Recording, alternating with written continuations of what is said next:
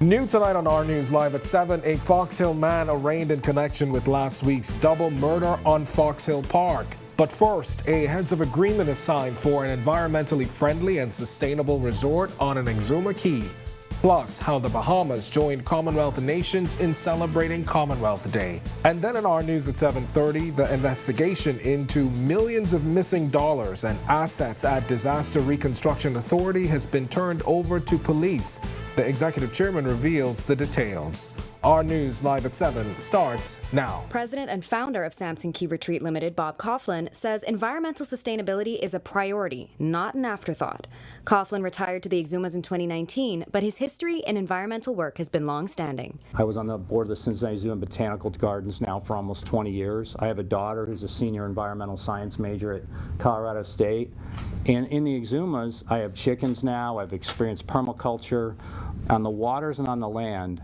That learning experience energizes me. There are parts of it yet I don't have the details on, but the guiding principles are, if it costs more money, money won't be the guiding factor of whether we make something sustainable or not. Some of the sustainability of the island will also be passed on to the guests. You might think guests don't want that. They just want to come and drink Sky Juice and have a good time. But I actually have found that if somebody's there for a week, they enjoy the part of kind of getting to learn what's going on. Coughlin says he's also taking note from the other successful keys in the area when it comes to design and operation queues. When asked if he had concerns about Exuma's infrastructure keeping pace with the rapid development of the area, Member of Parliament for Exuma and Ragged Island Chester Cooper says, "You will find across the Family Islands that we have gotten caught a bit behind the 8 ball in terms of capacity and infrastructure, and this is why Prime Minister Davis has committed to investing more in Family Island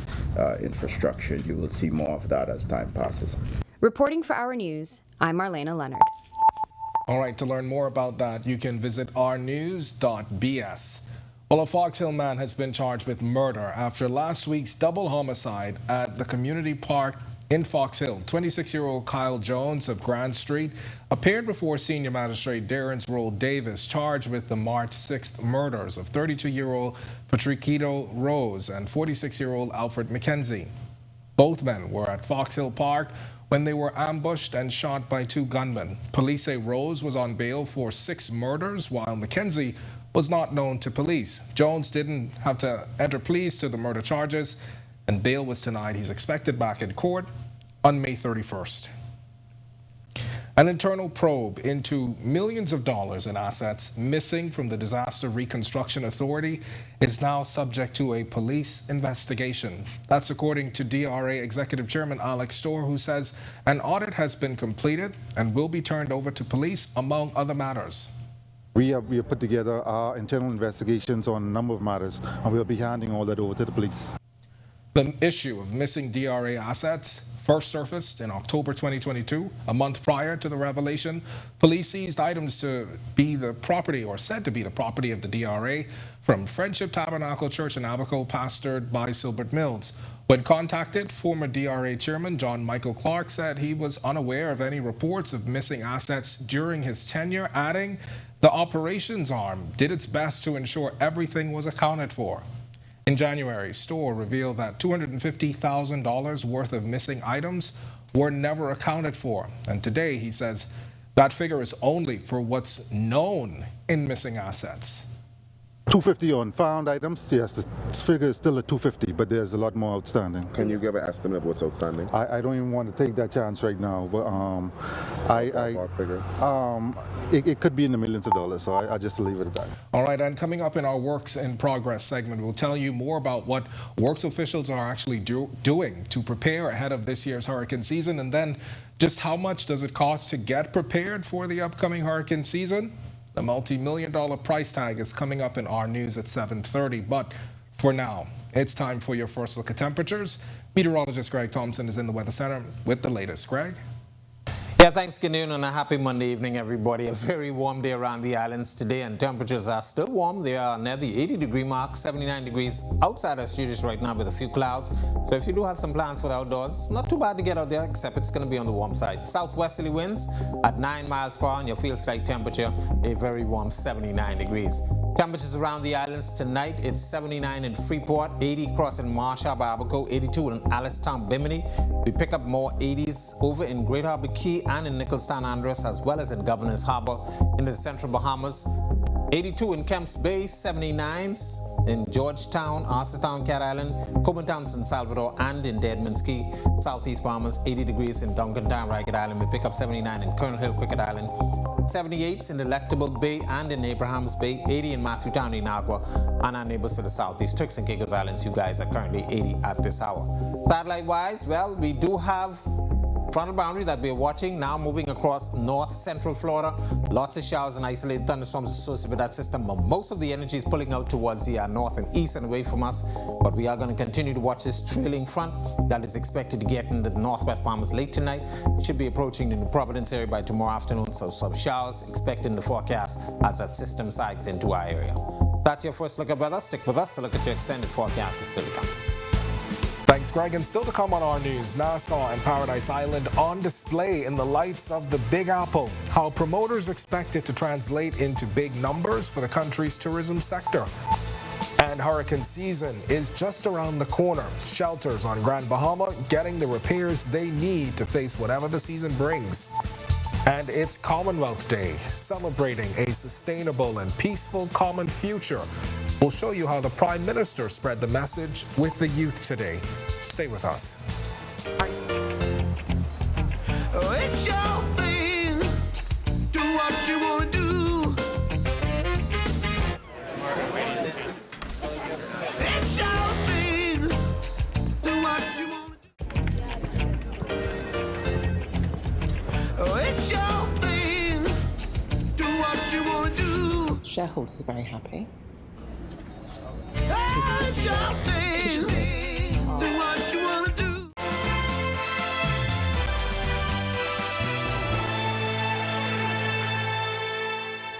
After 3 years, the Bay Street Straw Market will reopen tomorrow morning at 7 on a full-time basis. You may remember the straw market was shut down in March 2020 due to the COVID-19 pandemic. When the market reopened in November 2021, a rotational system was put in place, which Ministry of Works officials say was just a temporary measure. A statement from the Ministry of Works continues, it was never the intention that straw markets would be operated on a rotational basis continuously, adding that the Board of Directors of the Straw Market Authority are now satisfied that time has come to allow all vendors to go into the Bay Street Straw Market on a full-time basis. Officials saying they are aware of the crowded conditions that pose a challenge to some vendors and will soon announce steps to create an expansion to the straw market on Bay. Well, it's one of the busiest spots on the planet, and for the next year, millions of visitors to New York's Times Square are going to be reminded why the Bahamas should be next on their vacation list. Jerome Sawyer explains how the iconic images got there and who will reap the benefits. For 53 years, the Nassau Paradise Island Promotion Board has been helping to market properties in the busiest stop in the Bahamas. In fact, a whopping 87% of hotel inventory is in this part of the market. Today, 16 member properties support the work of the Ministry of Tourism with getting heads into beds. This week, the CEO of the Nassau Paradise Island Promotion Board, Joy Gibberlew, led a marketing media blitz to New York City, where top-tier journalists heard the success story of our post-COVID recovery. One of the wins is a 7-screen display of Nassau and Paradise Island 24 hours a day in one of the busiest spots on the planet, Times Square. Phenomenal for a whole year.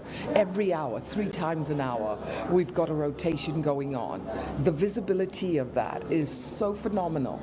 Within a week of that going up, we saw a spike to our website. And getting those visitors here couldn't be easier with daily direct service from 3 airports in the tri-state area, with more coming as early as this month. JetBlue, launching another daily service from LaGuardia to Nassau this March, making it easy for all of you to come visit us on the island. And we really hope that those who haven't been to the Bahamas, to Nassau Paradise Island yet, will do so, and very soon. For hotels like Grey Cliff, membership has its privileges, being tied to a huge marketing scheme. We don't have the advertising budget. We don't have the huge budget that, hotels such as, Atlantis or Baha Mar. So it helps us expand our reach, whether it's through events such as this or trade shows or, different activities. Joy spoke about, the billboards in Times Square. There's no way, Reporting for Our News, I'm Jerome Sawyer. All right, well, we're just a few weeks away from the 2023 Atlantic hurricane season, and with that, officials in the Ministry of Works are preparing ahead of time. In tonight's Work in Progress segment, the Deputy Director sharing their hurricane preparedness plan for Grand Bahama. Here's Italia Hall.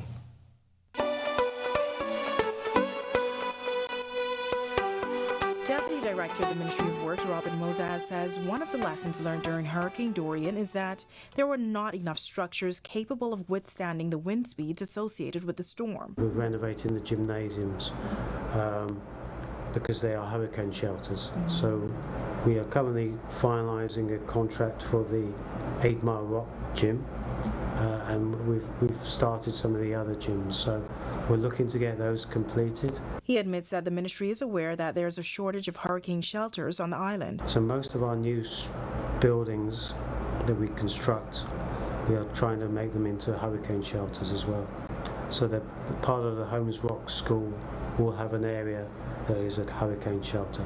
And he explains what goes into making a shelter hurricane resilient. They're elevated so they don't suffer from flooding, and also that they have a generator, and they also have obviously hurricane windows, if not, and as well hurricane shutters as well, the roll down screens. So, and also if it's a hurricane shelter, it needs to be totally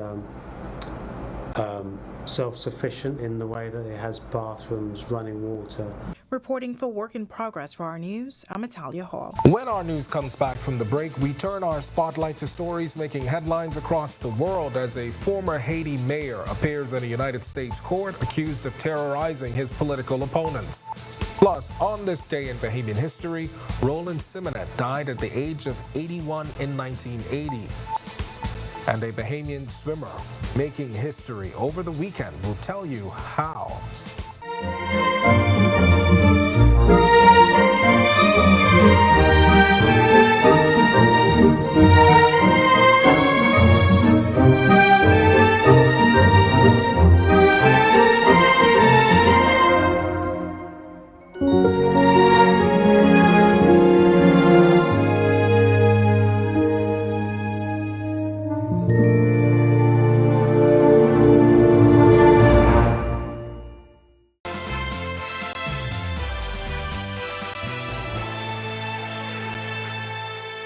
This is Our News. Welcome back. We turn our attention now to stories making headlines across the world.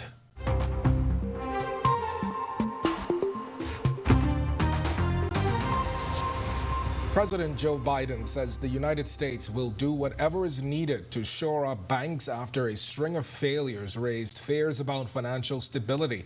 Silicon Valley Bank, which specialized in lending to technology companies, collapsed over the weekend after a sudden rush of withdrawals. It was followed by New York-based Signature Bank. Shares in U.S. regional banks have tumbled as investors worry about a broader financial crisis. Biden insisting today the nation's banking system was safe despite investors continuing to dump shares in bank stocks.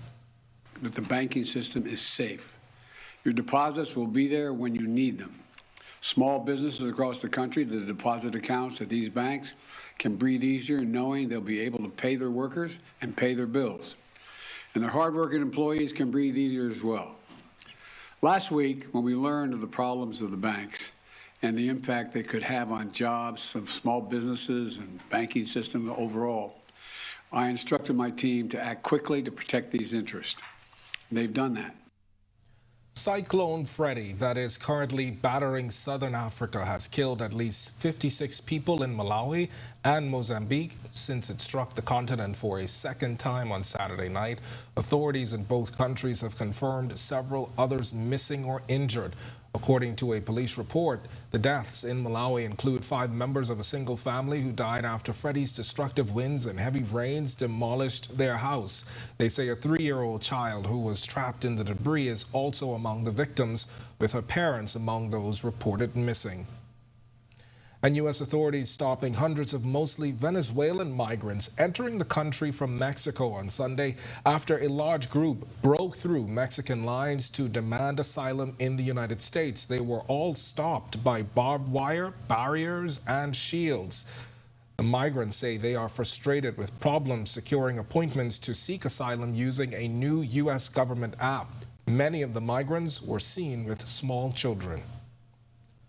The former mayor of a small Haitian town is on trial in the United States, accused of terrorizing his political opponents. The lawsuit against John Moreau's Villena, filed by the Center for Justice and Accountability in San Francisco, includes claims of killing, torture, and arson in the town of Les Arraignment. 3 Haitian citizens allege they or their relatives were violently persecuted by the defendant and his political allies.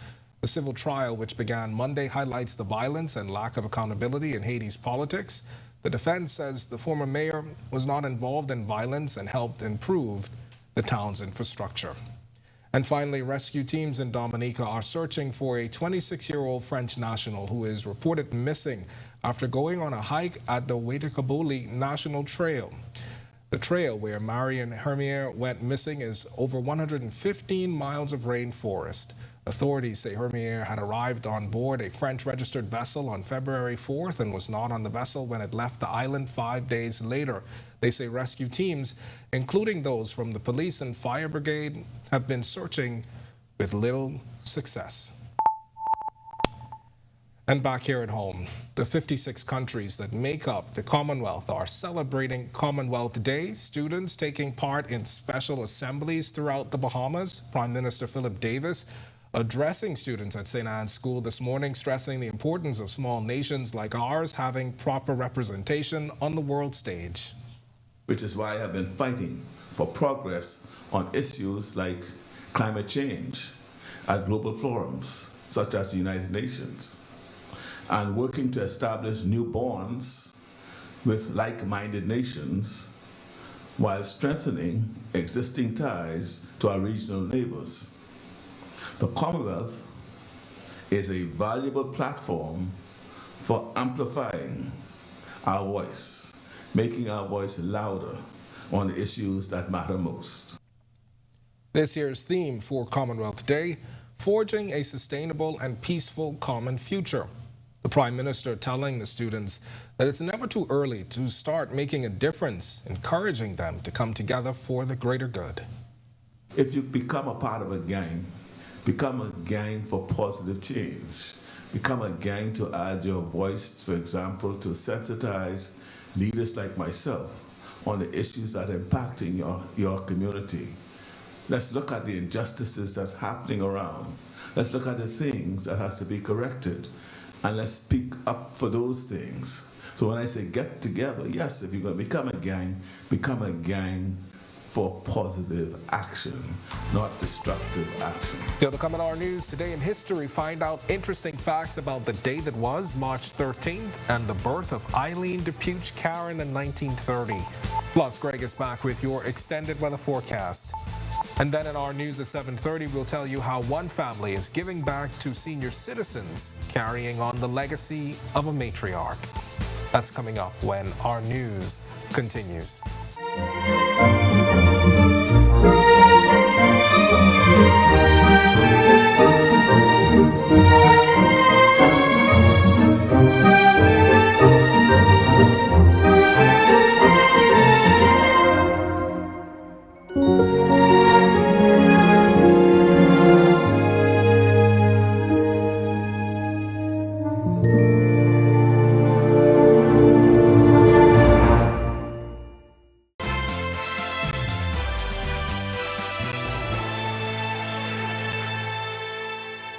Welcome back to our news. It would appear the bubbling volcano in the Free National Movement has finally started to erupt.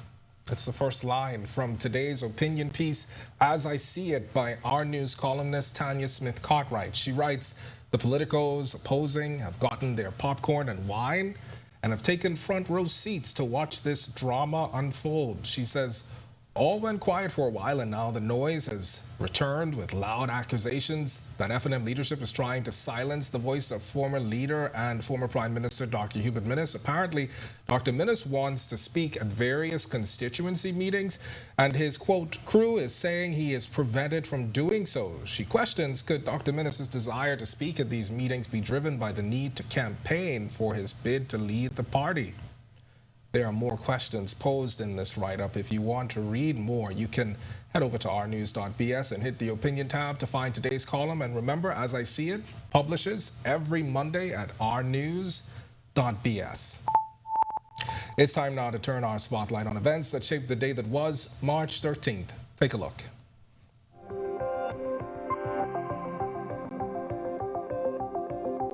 On this day in Bahamian history in 1909, Meyer Rassen was born. Rassen was a doctor who immigrated to the Bahamas sometime in 1942.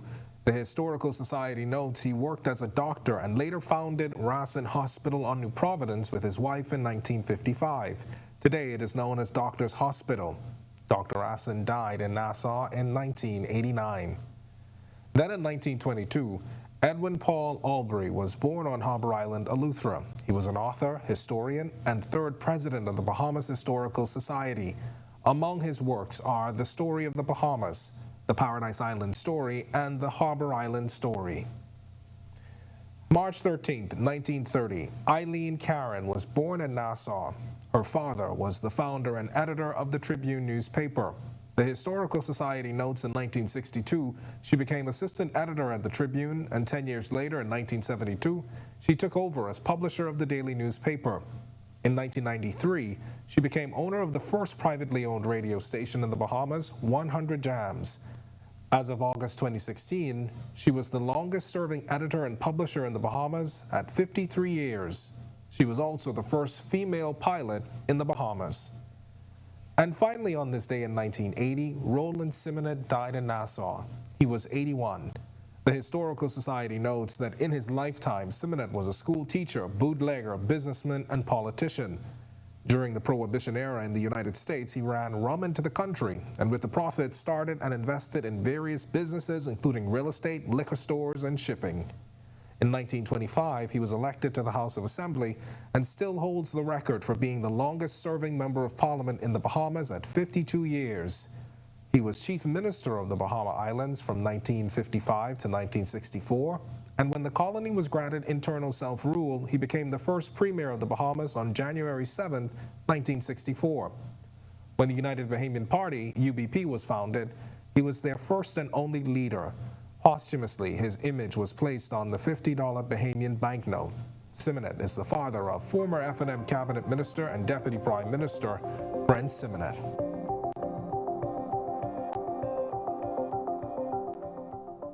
This segment of the news is brought to you by H.G. Christie. List your home in Grand Bahama with H.G. Christie. Visit our new office in the Port Lacaya Marketplace. H.G. Christie, celebrating over 100 years of service. All right, and just off of that historical recap, here's another feel-good story for you, as history was made over the weekend when Bahamian Lamar Taylor, a junior at Henderson State University, took home 3 gold medals at the NCAA Division II championships held over the past few days in Indianapolis. Taylor, who hails from Freeport and is a 2020 graduate of St. John's College, is the first Bahamian to achieve such a feat, winning the 50-yard freestyle, the 100-yard freestyle, and the 100-yard backstroke. I'm speechless. I still don't think anything has synced in as yet as how big of accomplishment I've just made and how historical it is. Honestly, the only one that I could say, not even guarantee, but was my best chance was the 50 free. The other races were just me getting inside the zone and giving it all I got because it's the last meet of the year. The 19-year-old, whose races went viral over the weekend, shares what's next for him. Right now, I need a mental and physical break. I think that I'm going to be taking about 2 weeks off just from the pool. I'm still going to be in the water, just swimming up and down, but not anything too strenuous on my body. Just a big mental break right now. All right, and we'll have more from Lamar, who shared some advice for the Carifta team traveling to Curacao next month, as well as some insight into some of his own swimming rituals. To watch his story again and for all of today's top stories, you can visit ournews.bs. It's going to do it for us in News at 7. Joining us now is Natalia Hall with the latest headlines. And Natalia, I know he's from Grand Bahamas, so you should have some GB pride right now, right? I feel it right now, you know, for an island that doesn't have a huge population like New Providence, of course. Yeah. I'm always so proud to see when Grand Bahamians, you know. Absolutely. It's really a great feeling. And hats off to him and his family, right? Congratulations. Yes. Yeah. All right, thanks so much, Ken. Well, just how much will it cost us going into the 2023 Atlantic hurricane season? We've got the multi-million-dollar price tag coming up and an up-close look inside the Royal Bahamas Police Force Homicide Unit. New tonight on Our News Live at 7:30, we'll tell you why the Disaster Reconstruction Authority is requesting $30 million in budget funding for the upcoming hurricane season. And we go behind the scenes with some of the officers who helped to solve murders in the country. Plus, we take a closer look at gambling addiction in the Bahamas and the group of people most likely to be affected. And later, a family pays it forward by supporting a local senior citizen's home. Our News Live at 7:30 starts in a moment. At Doctors Hospital, our lamp just got brighter. The Loyalty Advantage membership program now has 3 unique plans to choose from. From Lamp Prepaid with free prime care visits and service line discounts, Lamp Insured with copay waivers and 0 upfront collections at the ER and inpatient services, or our new Lamp Access, a free plan that offers 10% off lab, pharmacy, and imaging. Lamp has a plan for everyone. To sign up, visit our website or give us a call. Doctors Hospital, trusted and best care now.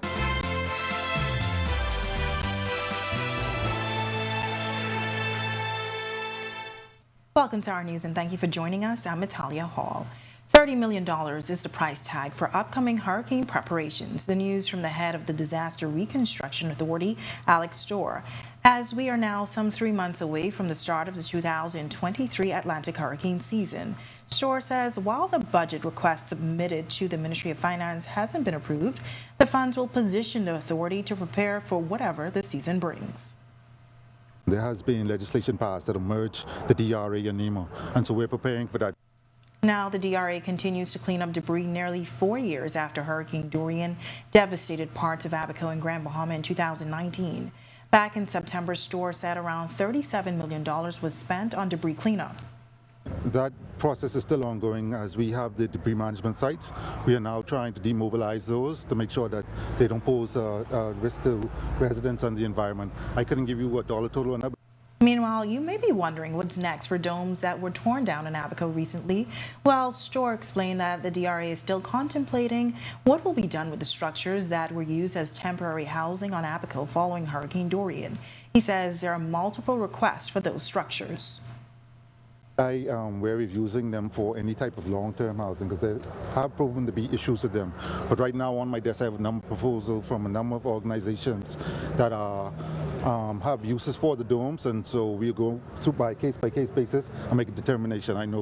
I think the National Sporting Agency wants to use some of those for storage during the Carifta. That's one of the things we're looking at. We have farmers, visitors who want to do chicken farming and have a use for them. So as persons write in, we review and we'll make a determination on how to best use them.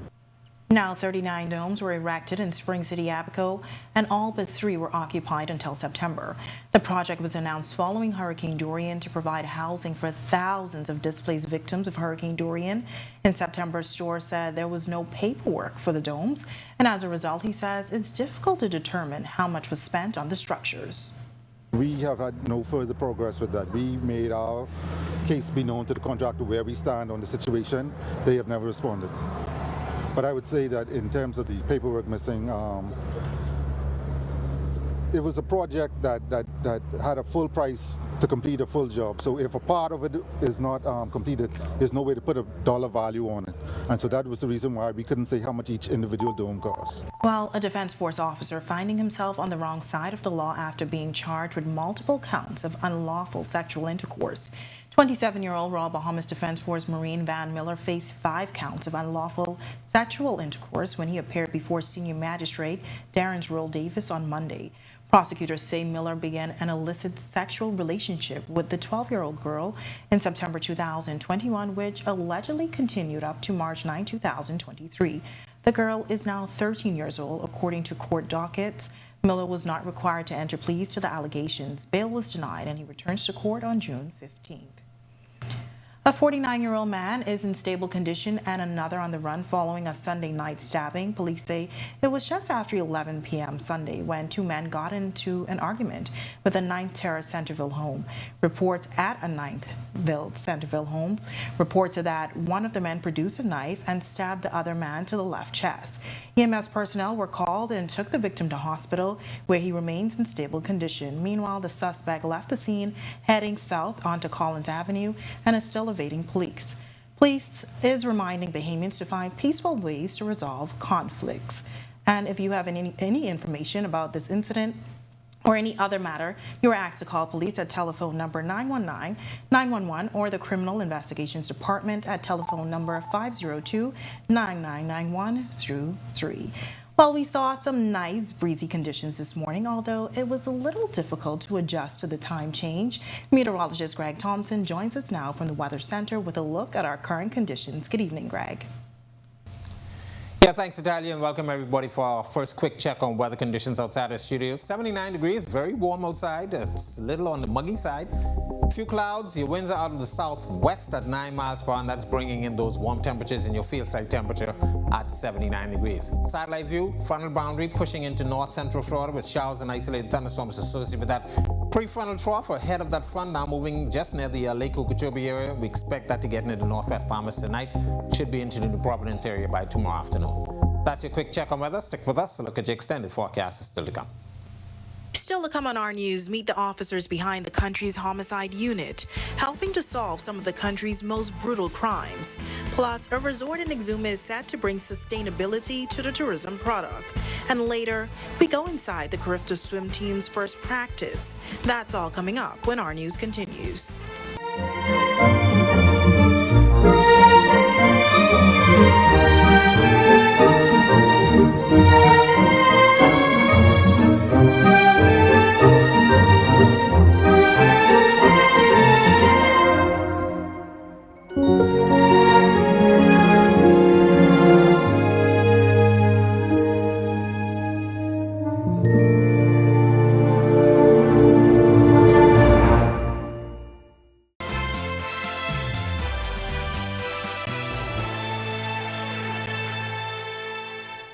Future $25 million Samson Key Retreat Resort is fully funded and promises to boost tourism, highlight culture, and preserve the environment. At government signing of the heads of agreement this morning, President and founder of Samson Key Retreat Limited, Bob Coughlin, says environmental sustainability is a priority, not an afterthought. Coughlin retired to the Exumas in 2019, but his history in environmental work has been long-standing. I was on the board of the Cincinnati Zoo and Botanical Gardens now for almost 20 years. I have a daughter who's a senior environmental science major at Colorado State. And in the Exumas, I have chickens now. I've experienced permaculture on the waters and on the land. That learning experience energizes me. There are parts of it yet I don't have the details on, but the guiding principles are, if it costs more money, money won't be the guiding factor of whether we make something sustainable or not. And when asked if he had concerns about Exuma's infrastructure keeping pace with the rapid development of the area, Member of Parliament for Exuma and the Ragged Island, Chester Cooper, says, you will find across the Family Islands that we have gotten caught a bit behind the 8 ball in terms of capacity and infrastructure, and this is why Prime Minister Davis has committed to investing more in Family Islands infrastructure. You will see more of that as time passes. All right, well, murders are often the most talked about crimes in recent years, and they're happening more frequently. Over at the Criminal Investigation Department, there's a special group of officers who investigate these crimes. In this week's Police Month segment, our Jasmine Brown introduces us to the men and women who make up the unit. 2 males exited. Gunshots were heard. The body of a male. Gunshot wounds. No signs of life. No signs of life. No signs of life. They're the faces you see at just about every crime scene. Officers whose daily duties include investigating the most heinous of crimes, murders. And they're kept busy. Just how busy? Last year alone, the country recorded 128 murders. It's a job that includes long hours, sleepless nights, and a whole lot of patience, drive, and dedication. Assistant Superintendent Jamal Evans heads the unit. They're not subject to an 8-hour shift. Once the homicide is reported, myself, Officer Taylor, we have then contacted the team that works in a team system. Combing through crime scenes is also a key component of an often endless line of work. He gathers the information, documents it. Once that scene is cleared, the investigation begins. We then go back to witnesses, we examine the footage collected. Whoever the suspect may be, once that is learned, that name is passed.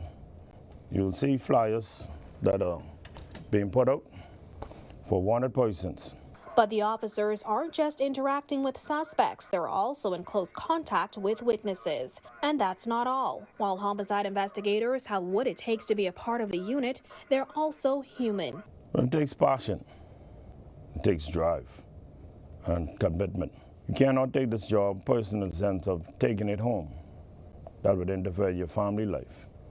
But to realize once this job is done, you cannot cause your family life to be disrupted by what you see. Evans says while it's a thankless job, there is joy in solving matters. I want to give the officers a round of applause for conducting that investigation. Reporting for Our News, it's now time for tonight's Financial Market Minute, brought to you by RF, your local investment bank.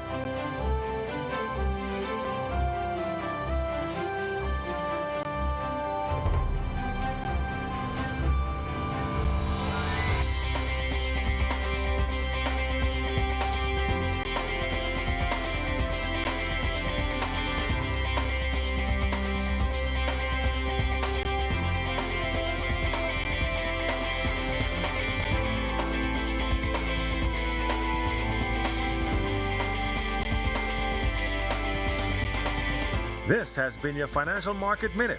To explore the best performing mutual funds in the Bahamas, visit our website at www.rfgroup.com. When our news comes back from the break, women in the Bahamas are struggling with a gambling addiction. What you need to know to protect yourself? Plus, coming up in sports for tonight, both DeAndre Ayton and Buddy Hield seeing action over the weekend. We'll tell you how they did just ahead in sports. Plus, diving into practice with the Carifta swim team. Our Sasha Lightborn has the story straight ahead when our news return.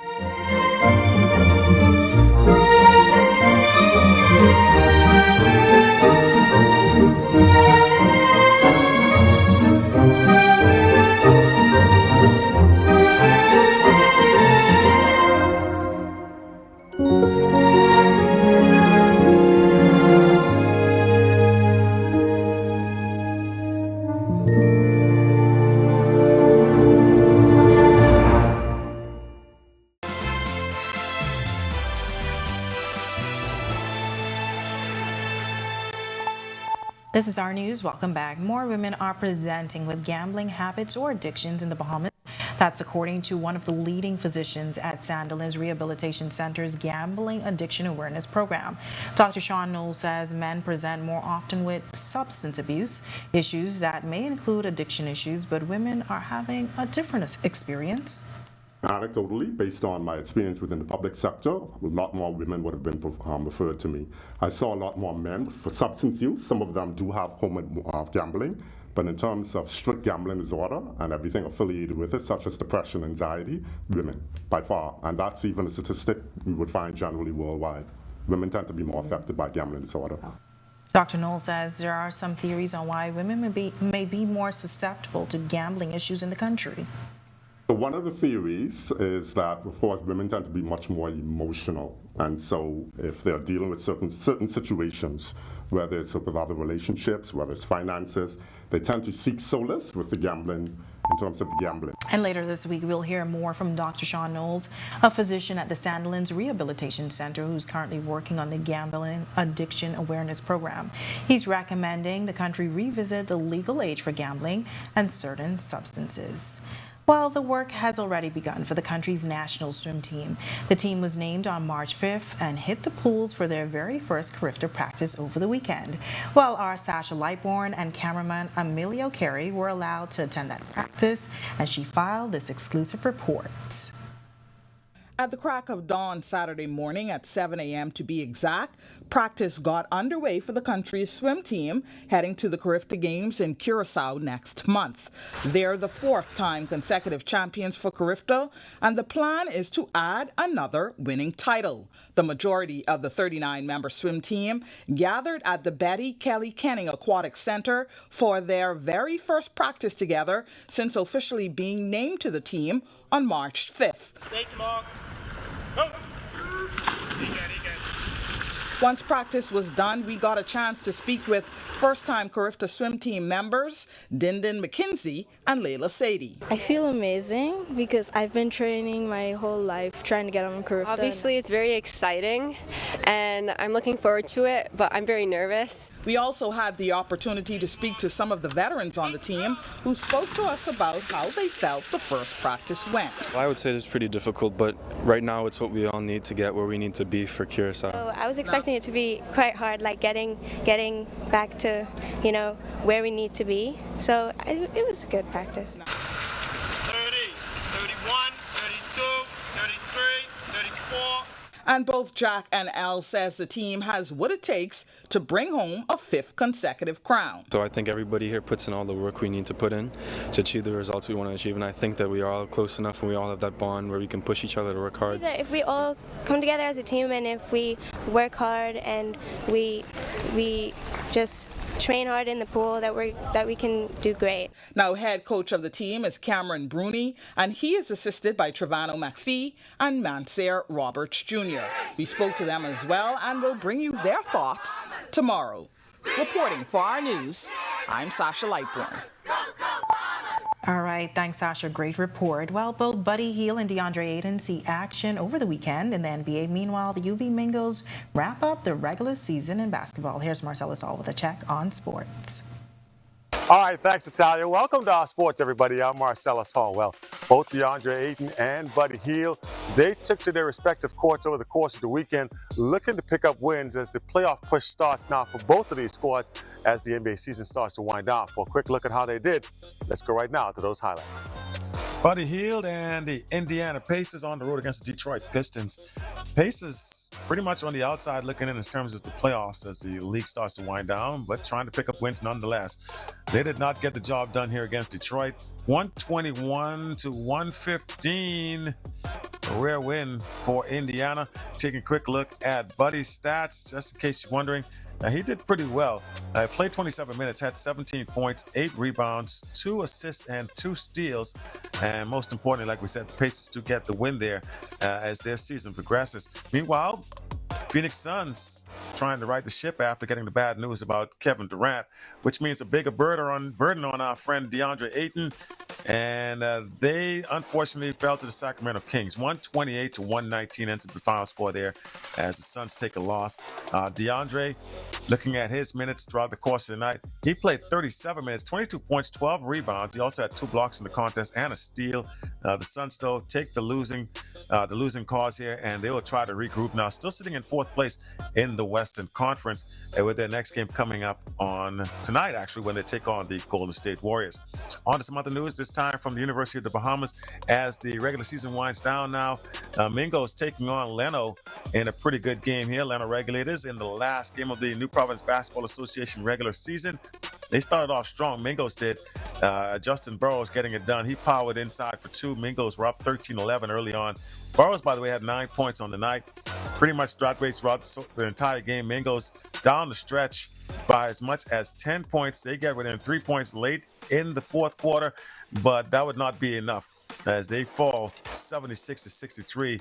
Either team doesn't really matter here because they're both into the playoffs, which start tonight. And there it is. You look at sports here on this Monday. I'm Marcellus Hall. Back to you, Italia. Still ahead on our news tonight, the Gibson family gives back to a senior citizen's home.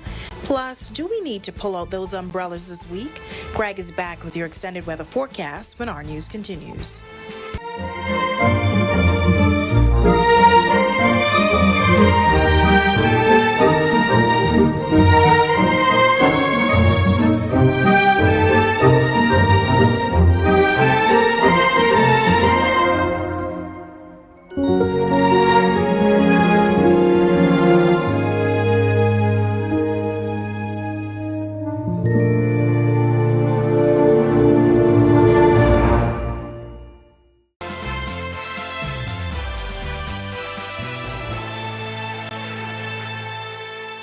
Welcome back to our news. We heard there may be some rain ahead. Greg is back in the Weather Center with your extended forecast. Greg? Yeah, thanks again, Natalia. Welcome back, everybody, for our final check of weather. Ridge of high pressure crosses sliding out towards the east. That kept us rather warm today, with temperatures getting up to near the mid and upper 80s. Frontal boundary across South Florida now pushing towards the south. Some showers and thunderstorms associated with that system should be moving into the northwest Bahamas by tonight. Most of the energy pulling out in the Atlantic. But as that frontal boundary continues to side towards the south, future forecast showing showers and thunderstorms moving into the northwest Bahamas late tonight. By Tuesday afternoon, we expect that front to be in the New Providence area, and then by Wednesday down into the central Bahamas with some clouds hanging around. Temperatures will take a dip behind this frontal boundary, but not really too much of a dip. Talking about boating forecast for the northwest Bahamas tonight through tomorrow. Caution flag in place for you guys. High current risk. Wind southwest to west ahead of the front, shifting northwest to north, 15 to 20 knots. Seas running 4 to 7 feet over the ocean. Low tide will be at 6:41 tonight. For the central and southeastern islands, caution flag for you guys down there as well. Southeast southerly winds becoming south to southwest, 10 to 15 knots. Seas 2 to 4 feet, but up to 7 feet offshore. Here's a look now at your national forecast.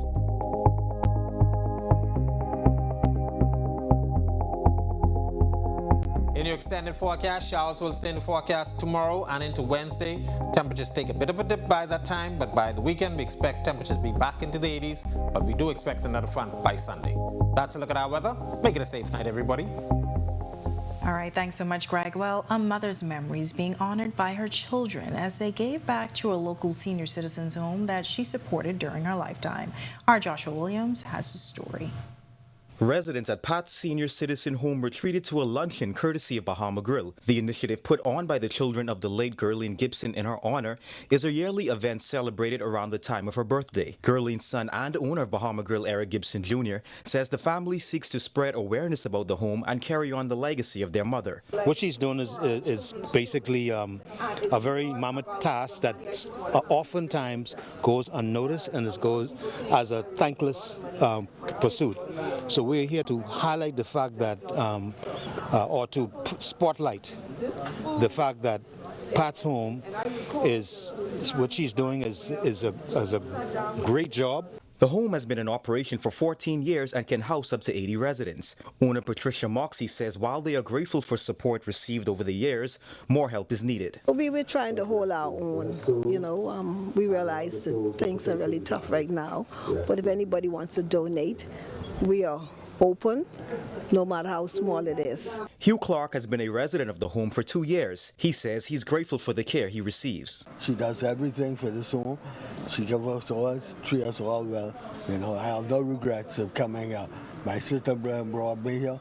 At first I didn't want to stay, but I stayed one night and I haven't moved from here since. Ever since, that's over 2 years now, But it's Miss Moxie, to say about Miss Moxie, she's a number one lady. She's a godsend person. Reporting for Our News, I'm Joshua Williams. All right, thanks, Joshua. Great story. And thank you for joining us for our news tonight. On behalf of the entire team, I'm Natalia Hall. We'll see you tomorrow night. Have a great evening.